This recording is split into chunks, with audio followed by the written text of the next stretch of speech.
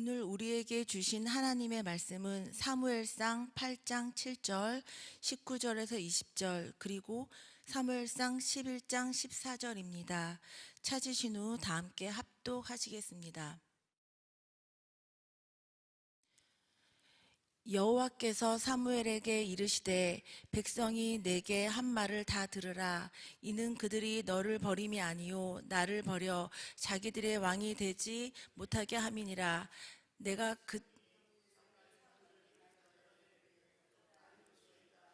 우리도 우리 왕이 있어야 하리니 우리도 다른 나라들이 같이 되어 우리의 왕이 우리를 다스리며 우리 앞에 나가서 우리의 싸움을 싸워야 할 것이니이다 하는지라. 오라 우리가 길갈로 가서 나라를 새롭게 하자. 아멘. 어떤 사람은 병거, 어떤 사람은 말을 의지하나 우리는 여호와 우리 하나님의 이름을 자랑하리로다. 아멘. 병거와 말이 아니라 하나님을 의지하는 삶, 그것이 가장 승리하고 안전한 길인 줄 믿습니다. 이 고백이 올 한 해 우리의 삶이 되기를 주님의 이름으로 축복합니다. 사랑하는 성도 여러분, 사람은 누구나 불안할 때가 있습니다.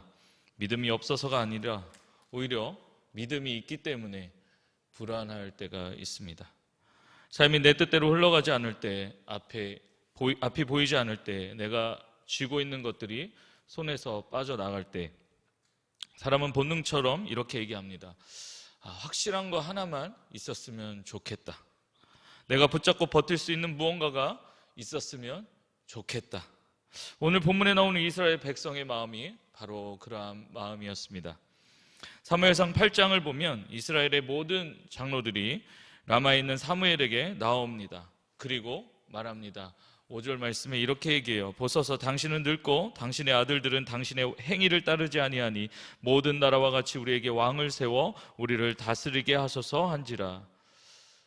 여러분, 이 말은 무책임한 요구가 아닙니다. 감정적인 폭발도 아니고 매우 현실적이고 지금 충분히 이해 가능한 요청을 한 것입니다. 지도자가 늙었습니다. 다음 세대인 그의 아들들이 이익을 따라 공정하지 못한 재판을 일삼으니 공동체가 지금 흔들리고 있는 상황입니다. 이스라엘은 지금 위기 앞에 서 있는 것이죠. 그래서 그들은 말합니다. 왕이 필요합니다. 우리에게도 다른 나라들처럼 눈에 보이는 지도자가 필요합니다라고 얘기합니다. 그런데 바로 그때 성경이 우리를 멈추게 합니다. 하나님께서 사무엘에게 이렇게 말씀하시기 때문이죠. 우리 7절 말씀 같이 한번 읽겠습니다. 시작. 여호와께서 사무엘에게 이르시되 백성이 내게 한 말을 다 들으라. 이는 그들이 너를 버림이 아니요 나를 버려 자기들의 왕이 되지 못하게 함이니라. 아멘. 아멘. 사랑하는 성도 여러분, 지금 이스라엘은 하나님을 부인하지 않았습니다. 하나님을 떠난다고 말하지도 않았습니다. 우상 숭배를 선언하지도 않았습니다. 그들은 단지 이렇게 말했을 뿐입니다. 하나님도 계시지만 그래도 왕은 필요합니다. 그런데 하나님은 그 말을 배신이라고 말씀하십니다. 왜입니까? 하나님은 왕 중에 하나가 아니기 때문이죠. 하나님은 삶의 여러 선택지 가운데 하나로 들어갈 수 있는 분이 아니기 때문입니다. 하나님은 위기 때 호출하는 자동차 고장나면 부르는 그런 보험이 아니고, 불안할 때 보완하는 장치가 아니고, 내 계획이 흔들릴 때 덧붙이는 안전장치가 아닙니다. 하나님은 왕이십니다. 근데 그 왕에게 지금 뭐를 요구하는 거예요? 왕을 세워달라고 하는 거예요. 그러면 그 전의 왕은 뭐예요? 그 보좌에서 지금 내려오라는 얘기죠. 여러분, 신앙은 대개 이렇게 무너집니다. 하나님을 안 믿겠습니다라고 말하며 무너지지 않습니다. 오히려 하나님은 믿습니다. 그런데 이것도 꼭 필요합니다. 하나님 정말 중요합니다.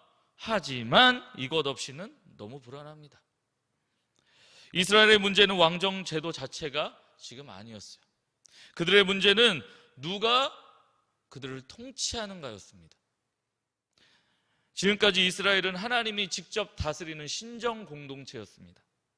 보이지 않지만 말씀으로 다스리시는 하나님, 눈앞에 계시지 않지만 역사 속에서 분명히 일하시는 그 하나님. 그런데 시간이 지나면서 그 통치가 지루해지기 시작하는 거예요. 답답해지기 시작하는 거예요. 느렸고 불확실해 보였고 당장 눈에 잡히지 않았기 때문입니다. 그래서 그들이 말합니다. 우리에게도 왕이 필요합니다. 눈에 보이는 왕이 필요합니다. 여러분, 이 장면은 지금 우리의 모습과 너무 닮지 않았습니까? 하나님은 여전히 계시지만 말씀이 느리게 느껴질 때, 하나님은 여전히 우리와 함께 하시지만 상황은 더 불안해질 때, 하나님은 여전히 신실하지만 내 마음은 점점 조급해질 때, 그때 우리는 하나님께 매달리기보다 다른 왕을 찾기 시작합니다. 돈이 왕이 되기도 하고, 내 계획이 왕이 되기도 하고, 사람의 평가가 왕이 되기도 하고, 내 자녀의 미래가 왕이 되기도 합니다. 겉으로는 여전히 신앙 안에 있는 것 같지만 실제로는 통치의 자리가 바뀐 것입니다. 그래서 하나님은 말씀하십니다. 그들이 나를 버렸다. 여러분, 이 말이 분노로 느껴지십니까? 아니면 차가운 판결로 느껴지십니까? 이 말은 상처 입은 아버지의 말입니다. 내가 너희를 여기까지 데려왔는데 이제는 내가 부족하다는 것이냐? 내가 너의 삶을 맡기기에는 믿을 수 없는 존재가 되었느냐? 아비의 마음인 것이죠. 저희 집에도 그런 분이 계셔서 가끔 제 마음을 아프게 할 때가 있습니다만, 하나님은 사무엘에게 백성의 요구를 들어주되 반드시 경고하라고 말씀하십니다. 사무엘은 백성 앞에 서서 왕의 제도를 설명해요. 왕은 너희 아들들을 데려갈 것이다. 왕은 너희 딸들을 데려갈 것이다. 왕은 너희 밭과 포도원을 빼앗을 것이다.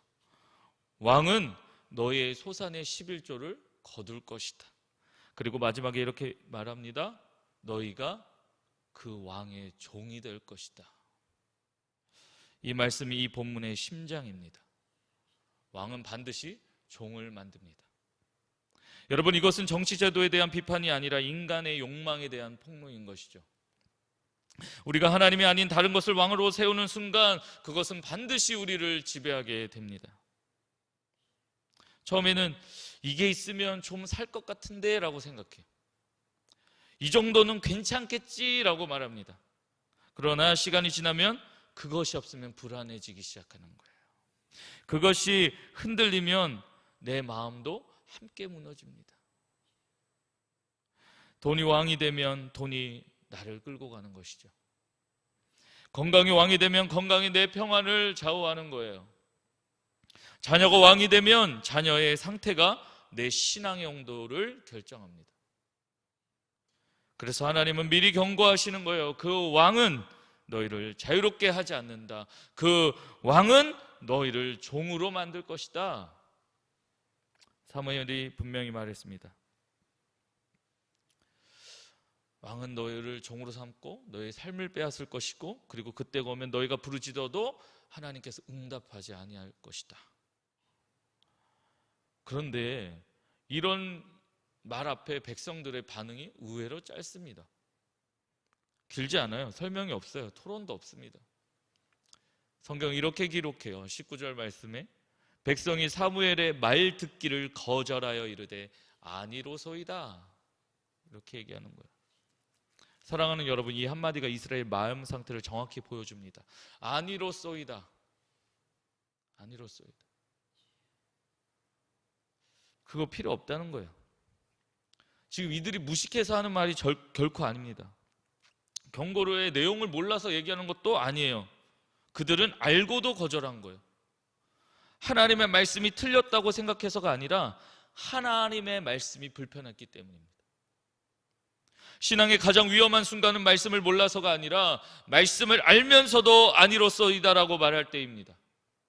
말씀이 내 상황을 이해하지 못한다고 느껴질 때, 말씀이 너무 느리다고 느껴질 때, 말씀이 지금 내 불안을 해결해 주지 못한다고 느껴질 때 우리는 이렇게 말합니다.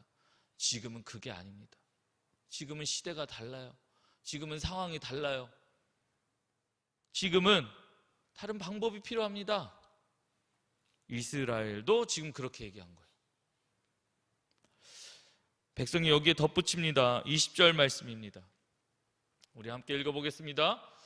우리도 다른 나라들 같이 되어 우리의 왕이 우리를 다스리며 우리 앞에 나가서 우리의 싸움을 싸워야 할 것이니이다 하는지라. 아멘.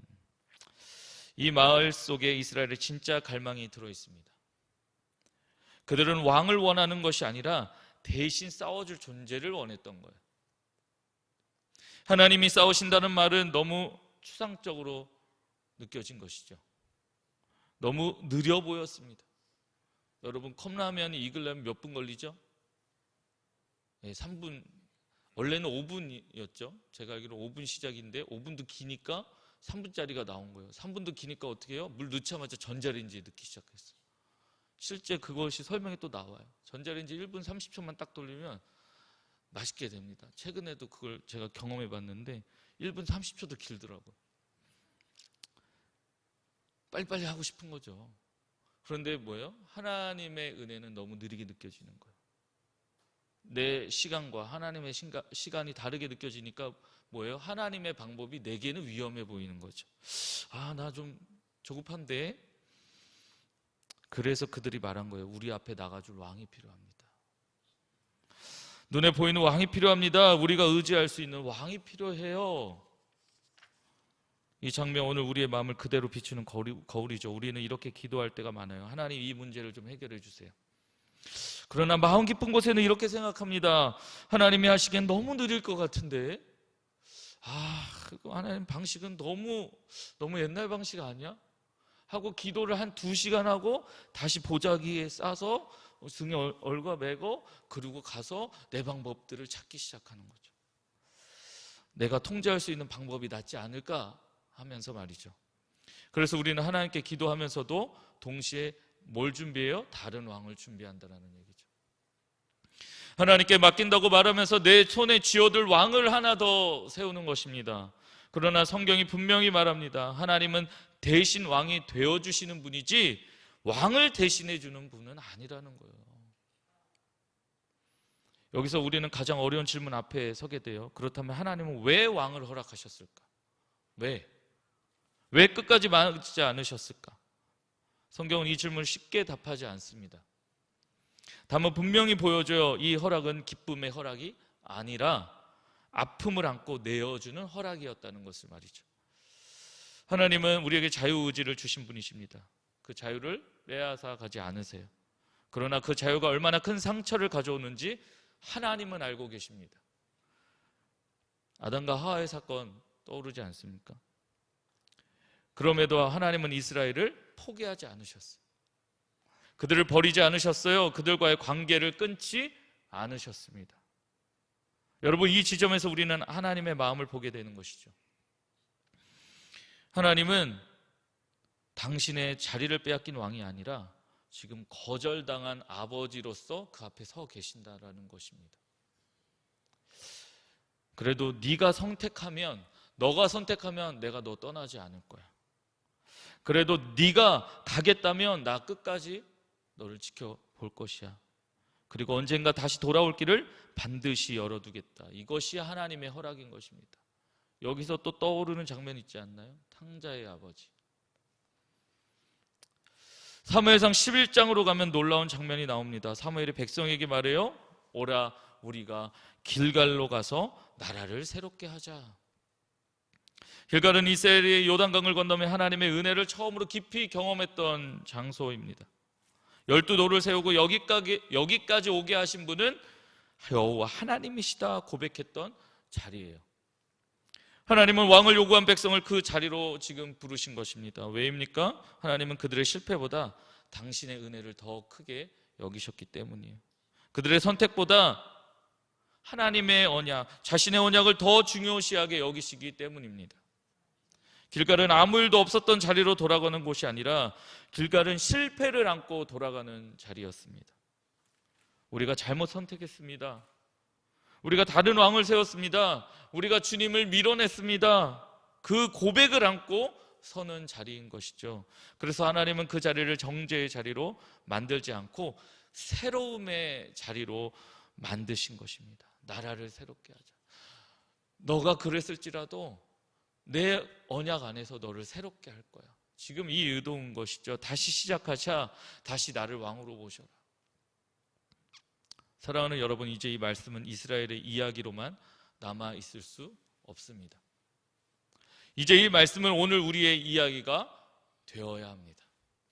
우리는 이스라엘처럼 노골적으로 말하지 않아요. 왕을 세워 주십시오. 하나님 말고 다른 통치자를 원합니다. 그렇게 말하지 않습니다. 그러나 우리의 삶을 가만히 들여다보면 우리도 모르게 왕을 요구하며 살고 있을 때가 많다라는 것이죠. 삶이 흔들릴 때 우리는 이렇게 얘기합니다. 하나님, 이 상황만은 제가 좀 붙잡고 가고 싶습니다. 이 문제만큼은 제가 결정하게 해주세요. 이 영역은 하나님께 맡기기에 너무 불안합니다. 그래서 어떻게 해요? 기도하고 있지만 그림은 내가 이미 다 그려놓은 걸 기도하는데 그냥 펼쳐놓는 거예요. 설계도를 다 그려놓고 거기에 허가만 떨어지기를 기도하는 한 거죠. 뭐예요? 동시에 다른 왕을 세우고 있는 것입니다. 장년의 삶, 젊을 때보다 더 많은 왕을 요구하게 됩니다. 자녀의 진로 앞에서, 노년의 불안 앞에서, 건강의 문제 앞에서, 경제적 한계 앞에서, 관계의 무게 앞에서 그때 우리는 이렇게 생각해요. 하나님을 믿지만 그래도 이건 좀 확실하게 해야 되지 않습니까? 그래도 이 정도는 제 손에 뭔가 쥐어지고 있어야 되지 않겠습니까, 하나님? 그 마음이 바로 이스라엘이 왕을 요구하던 마음과 같습니다. 오늘 본문이 우리에게 갖추는 가장 큰 경고가 바로 이것이, 하나님을 믿으면서도 하나님의 통치를 거부할 수 있다는 사실이죠. 이스라엘은 하나님을 부인하지 않았어요. 그러나 하나님이 그들의 삶을 전부 다스리는 것 또한 원하지 않았습니다. 그들은 하나님을 믿되 결정권은 자신들이 지고 싶어 했던 것이죠. 그래서 왕을 요구한 것입니다. 여러분, 이것은 불신앙이 아니라 불순종입니다. 하나님을 모르는 사람들이 아니라 하나님을 아는 사람들이 이 선택을 했다는 사실이 더 무섭다라는 것이죠. 혹 우리도 이 자리에 서 있지 않습니까? 예배는 드리지만 삶의 중요한 결정은 하나님 없이 내버릴 때, 아니 하나님의 이름을 부르긴 해요. 근데 그 마음에서 이미 결정은 내가 한 것이죠. 기도는 하지만 이미 답은 정해놓고 하나님께 동의만 구하는 것이죠. 그게 바로 하나님을 왕으로 보시는 신앙이 아니라 하나님을 조언자로 두는 신앙입니다. 하나님은 조언자가 아니라 하나님은 왕이십니다. 솔직히 말하면 하나님 왕이 되시는 사람 편하지 않습니다. 하나님이 왕이 되시면 우리는 통제권을 내려놓아야 합니다. 하나님이 왕이 되시면 우리 계획이 깨질 수 있어요. 하나님이 왕이 되시면 지금 당장 이해하지 않는 길을 걸어가야 할 수도 있습니다. 그래서 우리는 왕을 요구해요. 보이는 왕, 내가 이해할 수 있는 왕, 내가 통제할 수 있는 왕. 이스라엘도 그랬다는 거예요. 하나님은 보이지 않았고 왕은 눈에 보였습니다. 하나님의 통치는 느리고 불확실해 보였고 왕의 통치는 즉각적이고 분명해 보였어요. 그러나 성경이 분명히 말해요. 보이는 왕은 빠르지만 결국 우리를 종으로 만든다. 그리고 보이지 않는 하나님은 때로는 느려 보이지만 우리를 살리신다. 여기서 성경 마지막 질문을 던집니다. 그렇다면 우리는 어떤 왕을 따라야 하는가? 이스라엘은 자기 손으로 왕을 세웠고 그 왕은 그들을 실망시켰습니다. 여러분, 사울 왕이 그 모습이 아닙니까? 그 왕은 사람들의 요구에서 세워진 왕이었는데 결국 실패했다라는 거예요. 여기에 하나님은 이스라엘을 이 실패를 통해 뭘 보여주시냐? 참 왕을 준비하고 계심을 보여주십니다. 그 왕은 사람들이 요구해서 세워진 왕이 아니라 그 왕은 하나님이 보내신 왕이에요. 누구예요? 예수 그리스도. 예수 그리스도. 예수님 우리에게서 빼앗는 왕이 아니라 자기 자신을 내어주신 왕입니다. 예수님은 우리를 종으로 삼는 왕이 아니라 우리를 위하여 종의 자리까지 내려가신 왕입니다. 예수님은 너희가 나를 위해 무엇을 내놓으라 말씀하지 않으세요. 오히려 이렇게 말씀하세요. 내가 너희를 위해 내 생명을 내놓겠다. 이스라엘은 우리 앞에 나가 우리의 싸움을 싸워줄 왕을 원했어요. 그런데 예수 그리스도만이 진정으로 그 답에 응답하셨습니다. 죄와 싸우셨고 사망과 싸우셨고 절망과 싸우셨고 십자가에서 모든 싸움을 감당하셨어요. 그리고 부활로 승리하셨습니다. 사랑하는 성도 여러분, 복음 우리에게 더 나은 왕을 고르라고 말하지 않습니다. 복음은 이미 오신 왕을 따르라고 말하는 것입니다. 더 안전해 보이는 왕을 찾지 말고, 더 확실해 보이는 왕을 세우지 말고 이미 십자가에서 자신을 내어주신 왕을 따르라고 말합니다. 이스라엘의 문제는 왕이 없어서가 아니었습니다. 왕을 선택하려 했던 것입니다. 우리의 문제도 같습니다.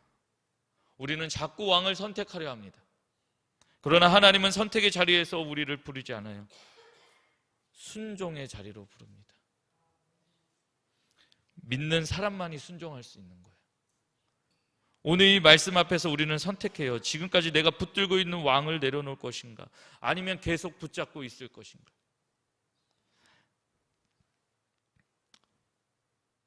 사랑하는 여러분, 오늘 하나님은 우리를 길갈로 부르십니다. 나라를 새롭게 하자, 마음을 새롭게 하자, 다시 나를 왕으로 모셔라. 그 길갈은 완벽한 사람만 가는 자리 결코 아닙니다. 실패한 사람, 흔들린 사람, 다른 왕을 세웠던 사람도 갈 수 있는 자리. 하나님은 지금 그들을 부르셨고 오늘 우리도 부르십니다. 이 설교의 마지막 질문이 이겁니다. 이것입니다. 지금 누가 여러분의 왕입니까? 불안입니까? 돈입니까? 자녀입니까? 건강입니까? 내 계획입니까? 아니면 십자가에서 자신을 내어주신 예수 그리스도이십니까? 오늘 이 예배가 우리 각자의 길갈이 되기를 바랍니다. 다시 하나님을 왕으로 모시는 자리, 다시 예수 그리스도를 따라가는 결단하는 자리, 그 자리가 되기를 바랍니다. 그리고 오늘 결단을 마음에만 두는 날이 아니라 새로운 한 해의 방향을 하나님 앞에 세우는 날이 되시기 또한 바랍니다. 2026년을 그래서 우리는 불안에 끌려서 시작하지 않고 살아계신 하나님을 기꺼이 왕으로 모시며 걸어가는, 그래서 넉넉히 승리하는 한 해 되시기를 예수님의 이름으로 축복합니다. 왕을 요구하지 않고 이미 우리보다 앞서가시는 왕을 신뢰하며 따라가는 참된 하나님의 백성 되시기를 다시금 예수님의 이름으로 축복합니다. 우리 잠시 눈을 감고 오늘 하나님 앞에서 내 마음의 왕자를 떠올려 보십시오. 그리고 이렇게 기도합시다. 하나님, 제 삶의 왕자에 다시 주님만 앉게 하여 주시옵소서. 불안해서 붙잡고 있던 다른 왕들을 내려놓게 하여 주시옵소서라고 이 시간 우리 주여 열창 부르고 다 같이 기도하시겠습니다. 주여, 사랑의 하나님 아버지여, 감사합니다. 지난 밤도 지켜주시옵시고 이 시간 거룩한 주일 복된 시간 가운데 저희들께요 주님 발걸음을 주장하여 주시사 이 자리로 나오게 하심을 감사합니다. 하나님, 주님만이 왕이십니다. 주님만이 왕이십니다. 주님만이 왕이십니다. 하나님, 그런데 하나님 문제 앞에서, 하나님 내 감정 앞에서, 상황 앞에서, 내 생각 앞에서 왜 이렇게 요동하며 아버지 하나님 그 입술의 고백이 자꾸 흔들리는지요. 아버지 하나님의 이 시간 그 연약한 모습을 주님 앞에 내려놓습니다.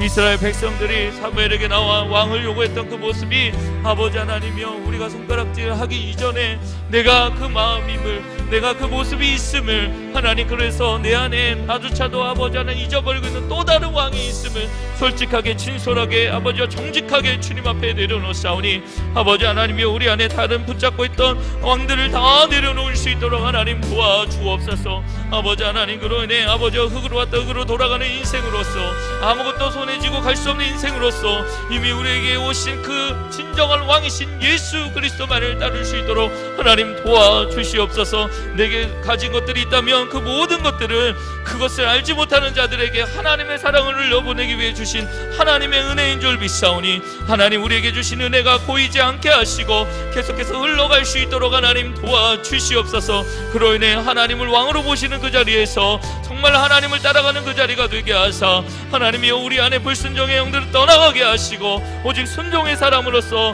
하나님과 동행하는 2026년 되게 하여 주옵소서. 그로 인해 병거도 인간의 말도 의지하는 것이 아니라 그 만군의 여호와 나의 하나님의 그 이름만을 의지하고 그 이름만을 자랑하며 살아갈 때 아버지 하나님, 십자가의 도가 미련한 것이 아닌 내게 진짜 능력임을 누리는 자로 살아갈 수 있도록 하나님 도와주시옵소서. 아버지 하나님 붙잡아 주시옵소서. 그로 인해 2026년 아버지 또다시 그냥 질러 지나가는 시간, 그저 아버지 하나님이여 나이가 차는 시간, 아버지 경험이 쌓이는 시간이 끝나는 것이 아니라 내가 예수 그리스도와 온전히 연합하는 진짜 한 해가 될 수 있도록 주여 도와주시옵소서.